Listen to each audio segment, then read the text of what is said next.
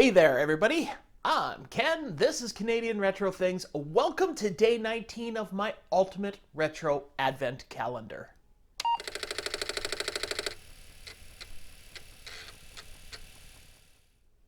What do I have coming at you for day 19?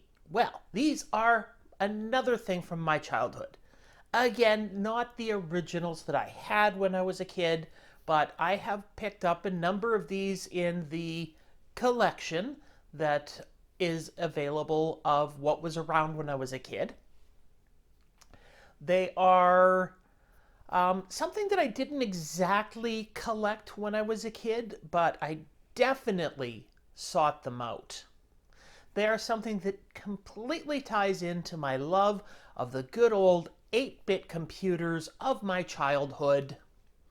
They're something that really sparked my imagination and made me look at just the amazing things that, the 8-bit computers offered.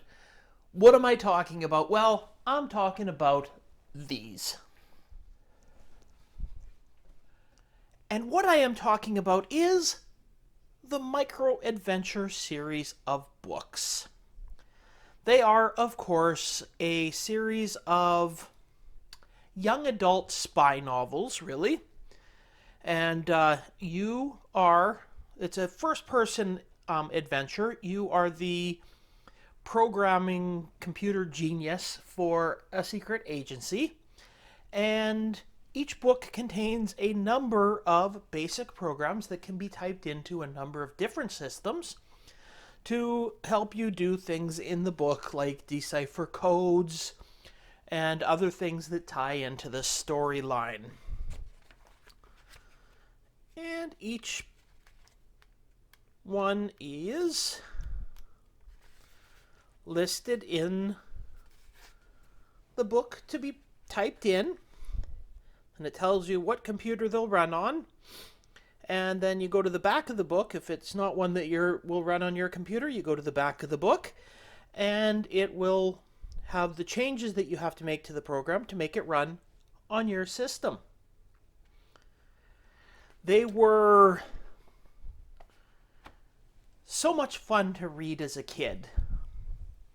How about I type one of these programs into a computer and we'll just have a quick look at it. Okay, what we have here is a program that I just typed in from book 3, The $1,000,000 Gamble.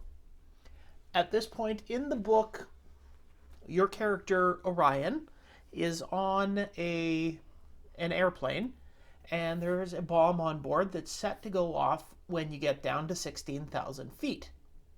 And this is the program that sets the explosion off. So if you run it, you can see, it requires a deactivation code. What is the deactivation code? Well, that didn't stop it. Your plane's going downwards.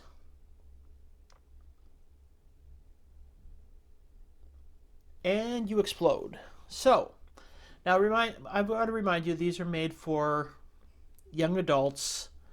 When I was, I don't know, I must have been about 8 or 10 or 11, maybe 10 to 12 years old when these were printed. And just learning about basic. Computers were still new, so this was an amazing thing to do. So if you look at the first little bit of the program, deactivation code, there we go. It says that it requires the code brute. Okay, well, run it again.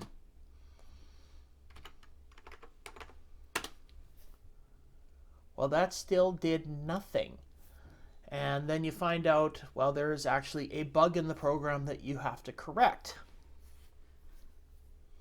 So you have to look at the program, basically.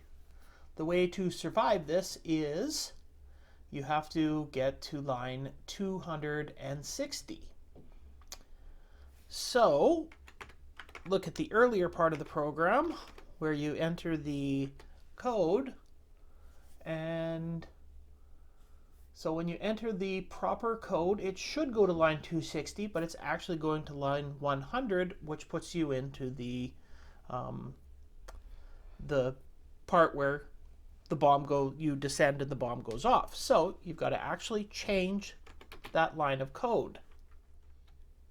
And by the way, Brute is the bad guys in this game, or in this book. In the book, they're the evil. You work for, I think, ACT is the name of the company you work for, and Brute are the bad guys that are always trying to blow up the world.